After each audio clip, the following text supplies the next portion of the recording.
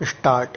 महोदय, बच्चों को जो ज्ञान प्राप्त हो वह अनुभव से प्राप्त हो, न कि केवल स्मरण शक्ति पर आश्रित रहकर रटाई द्वारा विराम। उन्होंने सोचा था और उच्चतम शिक्षा शास्त्रियों का भी यही विचार है कि इस प्रकार से प्राप्त ज्ञान बच्चों में जागरूकता, कार्यकुशलता, स्वतंत्र भावना पैदा करता है, जो इस जीवन के संग्राम में बहुत सहायक हो सकता है विराम। दूसरा मौलिक विचार उनका यह था कि इस प्रकार की शिक्षा इस देश के लिए अनुकूल ही नहीं बल्कि अनिवार्य है विराम। बच्चों से जो कुछ भी काम कराया जाए वह उत्पादक काम हो और उससे जो भी पैदा हो उसमें शिक्षा का व्यय यदि पूरा नहीं तो अधिकांश निकल सके, क्योंकि यदि शिक्षा का व्यय दूसरे प्रकार से निकालने का प्रयत्न किया जाएगा तो वह बोझ इतना बड़ा होगा कि शिक्षा सार्वजनिक नहीं बन सकेगी विराम। पिछले वर्षों में जो कुछ भी विचार किया गया था या प्रयोग करके देखा गया, उससे जहां तक मैं समझता हूं वही निष्कर्ष निकाला जा सकता है जो पहले सम्मेलन में हुई बहस से निकाला जा सकता था विराम। हमारे शिक्षा शास्त्रियों ने इस पद्धति की अनुकूलता और श्रेष्ठता तो मान ली थी, पर उनकी दृष्टि में इसके द्वारा शिक्षा का व्यय निकालना असंभव ही नहीं अनुचित भी था विराम। प्रयोग से देखा गया है कि इस पद्धति की उपयोगिता है और इससे पूरा नहीं तो अधिकांश व्यय निकाला जा सकता है विराम। यह मैं प्राथमिक और माध्यमिक शिक्षा के संबंध में कह रहा हूं विराम। उच्च कोटि की शिक्षा के संबंध में अभी प्रयोग नहीं के बराबर हुआ है, इसलिए उसके संबंध में अभी कुछ भी कहना संभव नहीं है विराम। इतना होते हुए भी हम देखते हैं कि इस पद्धति को उतना प्रोत्साहन नहीं मिला और न इसका उतना प्रचार ही हुआ जितना होना चाहिए था और जितना स्वराज्य प्राप्ति के बाद हम कर सकते थे। इसका कारण जहां तक मैं समझता हूं यही है कि इसकी उपयोगिता प्रमाणित होने पर भी पुरानी पद्धति पर जो आस्था थी वह अभी दूर नहीं हुई है और इसी कारण शिक्षा के काम में जो व्यक्ति लगे हुए हैं उनका न तो इस ओर ध्यान गया है और न उन्होंने इस विषय पर गहराई से चिंतन ही किया है। Paragraph change.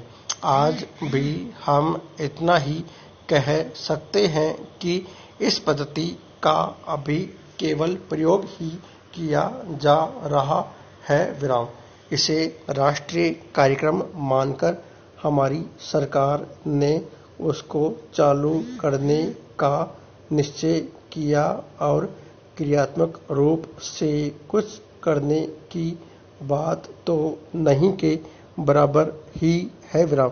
उसका परिणाम यह हुआ है कि पुरानी पद्धति की संस्थाएं दिन प्रतिदिन बढ़ती जा रही है और शिक्षा पर सरकार जो कुछ भी व्यय कर सकती है या करना चाहती है उसका बहुत बड़ा अंश उस पद्धति को ही बनाए रखने में व्यय हो रहा है और इस पद्धति को बहुत कम प्रोत्साहन मिला है विराम।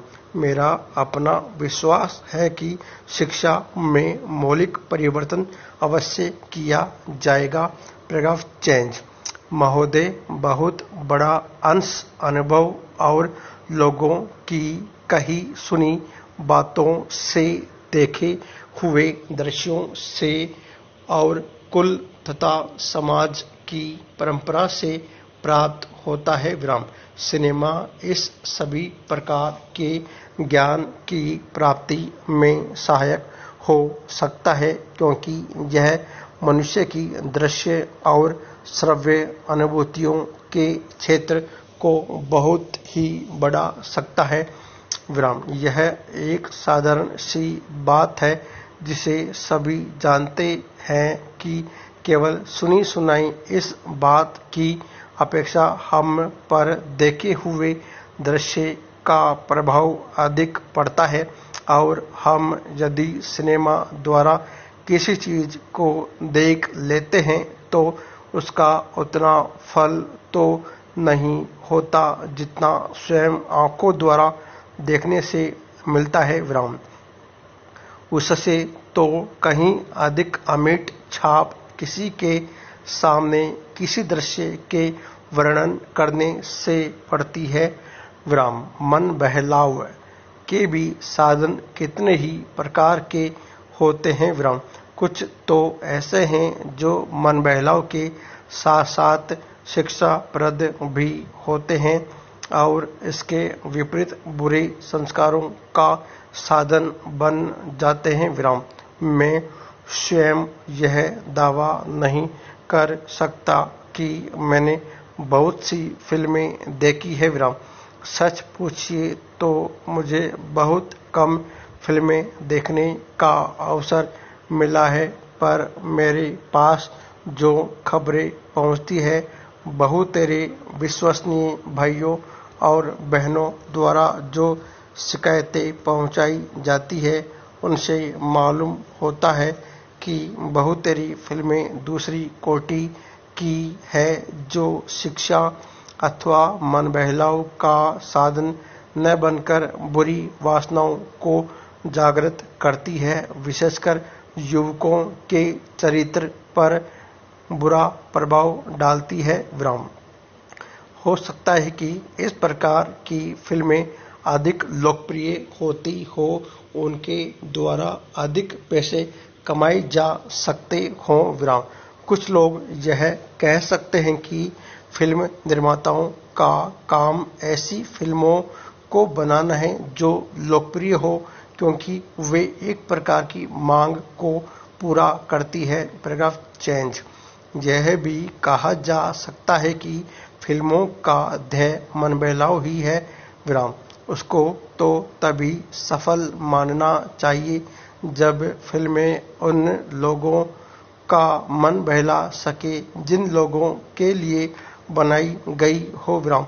ये सब बातें बहस के रूप में कही जा सकती है, पर मैं चाहूँगा कि कोई भी सिनेमा हो अथवा फिल्म के बनाने वाले हों, वे यदि अपना कर्तव्य समाज सेवा समझते हैं और उन्हें ऐसा समझना भी चाहिए, तो उन सभी के लिए ये सब बातें यदि अग्राह्य नहीं तो गौण अवश्य है, और उनका मुख्य उद्देश्य तो सेवा ही होना चाहिए।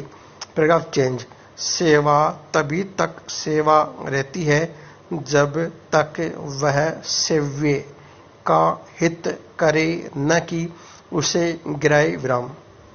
इसलिए मैं चाहूँगा कि फिल्म बनाने वाले इस पर विचार करें कि उनका उद्देश्य क्या है। उद्देश्य सेवा ही होना चाहिए, और सेवा के साथ साथ यदि धनोपार्जन भी हो जाए तो निर्दोष है।